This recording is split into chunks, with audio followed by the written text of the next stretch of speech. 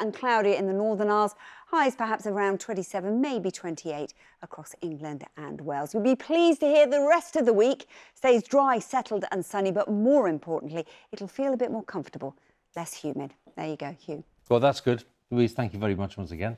Louise Lear there with the weather for us. That's BBC News at 10 on Monday the 12th of June. More analysis of the day's main stories on Newsnight, which is presented tonight by Victoria in London and our colleague Kirsty, who's in Glasgow with the latest on developments there. That's just getting underway on BBC Two. Here on BBC One, well, it's our colleagues in the nations and regions standing by with the news where you are. But for now, from all of us on the 10 team, thanks for watching and good night.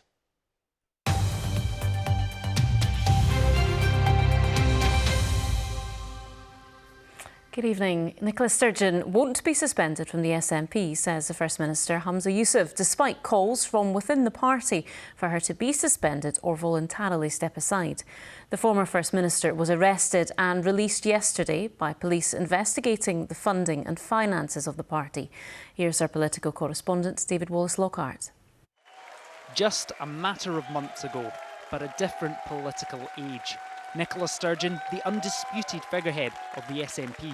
Now, off the back of her arrest and release, she faces calls to step aside from her own party while the police investigation into SNP finances runs its course. Some of those calls come from her own side. Ash Regan ran to be party leader this year and was a minister under Nicola Sturgeon.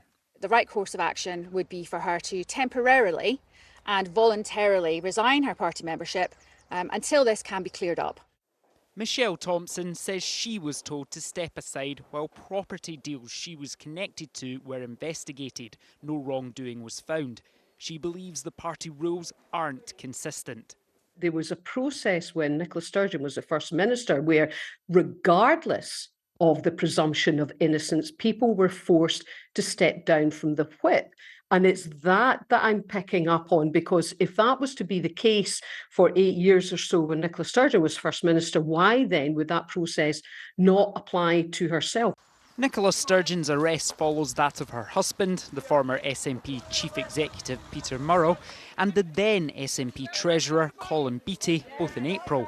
I'm delighted to officially opening a treatment centre in Inverness this afternoon, the First Minister stuck by his political mentor. I will treat Nicola Sturgeon no differently than I've treated, for example, Colin Beattie or indeed others. She has been released without charge, and I think it's so important that presumption of innocence is upheld. Opposition leaders warn that internal SNP controversy sucks oxygen away from day-to-day governance. We are seeing an incompetent and dysfunctional SNP government at a time when we need true leadership. She should be suspended. And the fact is Humza Yousaf is refusing to do this because, of course, he was Nicola Sturgeon's pick to be the replacement to her. In a statement yesterday, Nicola Sturgeon said, "Innocence is not just a presumption I'm entitled to in law. I know beyond doubt that I am in fact innocent of any wrongdoing." The former First Minister has described recent events as deeply distressing, a contrast to the political successes of her leadership. Her successor is standing by her, even if some colleagues think she should leave the stage for now. David Wallace-Lockhart, reporting Scotland. A BBC investigation has found there have been more than 6,000 cases of patients wandering out of hospital wards here in the last 5 years. Gordon Blackstock reports. Samantha Taylor's daughter was just 19 when she was admitted to New Craig's Hospital in Inverness. Jade McGrath had begun hallucinating after a history of self-harm dating back to her school days. 4 days into her treatment, Jade left the hospital without permission. She wasn't in a locked ward. So eventually they started looking for her. We know from the CCTV what time she walked out of the hospital. It was around 2:47 p.m. And we know the phone call to the police to report her missing was made 45 minutes after she walked out. Jade's body was found 11 days later. She had killed herself. An investigation by NHS Highland found a catalogue of failures. The health board apologised and paid compensation to the family. But Samantha says more needs to be done to keep patients safe. In this country, there's hundreds of families in the same situation as us. To me, the NHS, okay, they're fantastic at physical ailments, but when it comes to mental health or mental illness, obviously there needs to be more funding. There needs to be more staff. The staff need to be trained better. They need to be more compassionate, and maybe they need to be looked after better so that they can look after their patients better. Most health boards don't record how many patients who go missing are being treated for mental health issues. But the ones who do, including NHS Tayside, indicate they account for most of the cases. One health board, NHS Lothian, say no mental health patients have left their wards. They say this is because they keep the ward doors locked. Police Scotland said it was a matter for the individual health boards. Each case can create a significant drain on police resources. But the Scottish Police Federation, which represents officers, say searching for missing patients puts pressure on policing. Having experienced many of these types of inquiries myself as a supervisor in Aberdeen, I can tell you that they do create a significant resource. They usually involve removing police officers from other aspects of their duties and focusing in on this particular issue until it has been resolved. The Scottish Government say it is committed to reducing the number of suicides.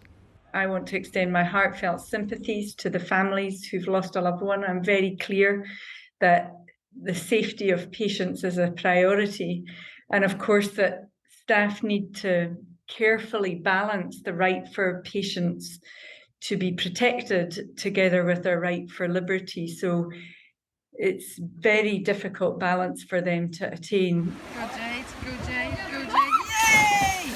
Samantha now hopes to start rebuilding her life after her 5-year battle with the NHS. She says it was a battle she fought for Jade. I can close this chapter. You know, this is something that's been hanging over my head since she died. And I really didn't realise the extent to which it was weighing on me until we got that letter of apology. I feel like I'm able to let that side of it go. I fought for my daughter. I didn't let them get away with what they did. Gordon Blackstock reporting there. People in South Uist have been demanding answers from the Chief Executive of CalMac about cancelled ferry services. It follows a meeting with islanders who face a month without sailings from Malig. Robbie Drummond says there will be a formal review into the system that decides how and when ferries are distributed. OK, now let's take a look at the weather with Callum McCall. Hello. Hi Laura, hello there folks. So it was indeed the hottest day of the year so far. At Thrieve in Dumfries and Galloway, the mercury rose to 30.7 degrees Celsius, but that humidity sparked some really active thunderstorms across parts of the Highlands, the odd isolated one in the southwest too. They'll continue to rumble on for the next couple of hours, the legacy of them fading though, although you could see one or two legacy of patches even into the small hours in the north and perhaps in the far southwest. Elsewhere it's dry, warm, muggy, particularly towards the west coast. Then into tomorrow morning, well, lots of sunshine, and we'll continue with the sunshine for much of the day and the heat building once again, which in turn will trigger a scattering of thunderstorms, particularly up towards the west, northwest Highlands, but further south you could get a local one in the west, but in the main it's dry, it's sunny. Look at the temperatures there, mid-afternoon 27, 28 degrees Celsius in the west, possibly 29 locally. Then a scattering of thunderstorms up into the northwest, but generally drier in the northeast and a wee bit chillier for the Northern Isles, but you'll still have sunshine to enjoy there too. So thunderstorms where they've developed will fade away gradually tomorrow evening, setting us up for a dry night, and that will set us into another fair day on the way for Wednesday. High pressure, sunny and increasingly warm, highs of 27 in the west. Anyway, that's it for me. That's you up to date. No weather front. And that's it. Bye for now.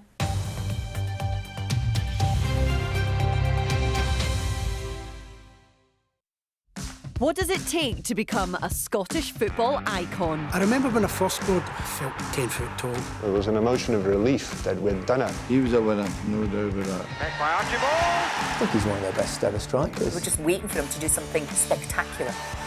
He was the voice of Scottish football. He's achieved so many great things and he's to be out there for everyone to know about. Icons of Football starts Friday at 10:30 on BBC Scotland and iPlayer.